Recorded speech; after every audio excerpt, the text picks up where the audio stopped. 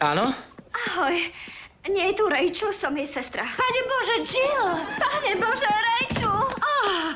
Pane Bože, nepredstavíš nás? Tak toto je Chandler. Ahoj. A Moniku a Rosa poznáš? A toto je Phoebe a toto Teší ma. Joey. Ako sa máš? Prestaň!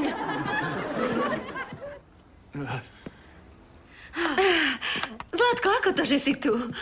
Ktorá z jej sestier to je? Okradnutá či tá, čo ju pohryzla? Ocko ma vyhodil z domu. Nevadí, zistím. A vieš, čo som mu povedala? Toto. Najmem si právnika a dám ťa na súd a vezmem ti peniaze a potom ťa vyhodím z domu ja.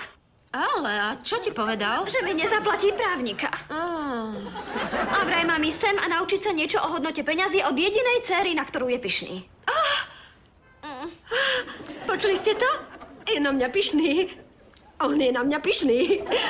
Rachel. Prepáč. Zlatko, a nepovieš mi, prečo ťa vlastne ocko vyhodil? Dobre, kúpila som čln. Kúpila si čln? Áno, ale nebol pre mňa, bol pre kamaráta. Kamarátime sa s nesprávnou sestrou. Jill, Zlatko, myslím, že to bola tá najlepšia vec, čo sa ti mohla stať. Aj tak si sa potrebovala postaviť na vlastné nohy. Presne ako ja. A ja som sa najprv bála, ale pozri sa na mňa teraz. Som jediná dcéra, na ktorú je ocko pyšný. Takže ti poviem, čo urobíš. Nájdeš si prácu, a potom si nájdeš byt. Pomôžem ti s tým a zatiaľ môžeš ostať u nás. Fíb môže ostať u nás? Ale áno, iste. To je fakt skvelé. Presne tak to musím urobiť. Neviem, ako sa vám poďakovať.